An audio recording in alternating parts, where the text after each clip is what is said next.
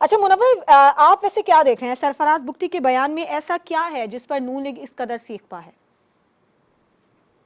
دیکھیں یہ بالکل میں اس کو بڑی سیریس چیز سمجھتا ہوں. میرے بھائی کی اپنی رائے ہے اور میں سمجھتا ہوں کہ وہ جس تناظر میں یہ چیزوں کو دیکھ رہے ہیں وہ ویسے ہی ہوں گی. لیکن میں یہ سمجھتا ہوں کہ یہ نواز شریف کے بیانیے کے بعد یہ ایک ری ایکشن تھا.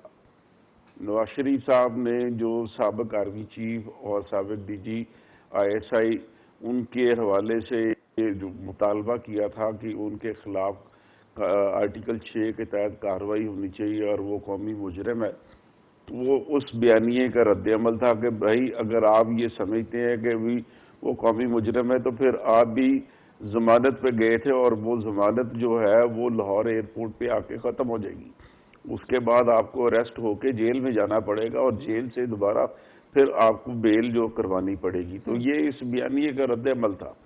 میں اس کو بڑا سیریسلی سمجھتا ہوں اور یہ حکومت نے انڈیکیشن دی ہے، اداروں نے انڈیکیشن دی ہے.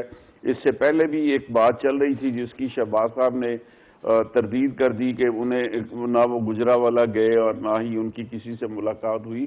تو میں یہ سمجھتا ہوں کہ اس طرح کی انڈیکیشن شہباز صاحب کو پہلے مل چکی تھی، اگرچہ وہ تردید کر رہے ہیں کہ وہ اداروں کے حوالے سے اور جو سابق ادارے کے سربراہ رہے ہیں ان کے حوالے سے اپنے بیانیے کے اوپر وہ نظر ثانی کرے. اگر وہ اس طرح کی بات کریں گے تو پھر چیزیں ان کے لیے بھی ڈیفرنٹ ہو سکتی ہیں. تو اب رانا ثناء اللہ صاحب نے اور مریم صاحبہ نے اور دوسرے سب لوگوں نے تو یہ بات کر دی اور وہ وزیر داخلہ صاحب کو انہوں نے اچھا خاصا سنا بھی دیا. لیکن یہ اس جو بات انہوں نے کی تھی اس کے اوپر ان کا واضح موقف نہیں آیا. آج تھوڑی سی بات ضرور ہوئی ہے کہ نواز شریف صاحب جو قانون کے مطابق اپنی بیل اپلائی کریں گے اور اس کے مطابق اپنے کیسز کو ڈیفینڈ کریں گے. تو یہ والا آج ایک سٹیٹمنٹ آ چکا ہے. تو میں یہ سمجھتا ہوں کہ وہ نواز شریف کے بیانیے کا رد عمل تھا اور وہ اس کے اوپر ان کو وارننگ بھی مل گئی. اب یہ جو بیچ میں مصالحت کار بیٹھے ہوتے ہیں وہ ان کا کام ہے. کل بھی ایک سوال ہوا تھا اسحاق ڈار صاحب سے تو وہ اوور لک کر کے چلے گئے تھے، انہوں نے اس سوال کا جواب نہیں دیا تھا. اس کا مطلب یہی ہے کہ نون لیگ جو ہے اس کے اوپر وہ وہاں پہ اختلاف رائے موجود ہے کہ ان کا آئندہ الیکشن کے حوالے سے سابق آرمی چیف کے متعلق کیا بیانیہ ہونا چاہیے کیا نہیں ہونا چاہیے. تو یہ والا معاملہ ہے. اب دوسری طرف یہ دیکھیں تو سپریم کورٹ میں بھی ایک کیس اس کی سماعت 29 کے لیے فکس ہو گئی ہے. صحیح.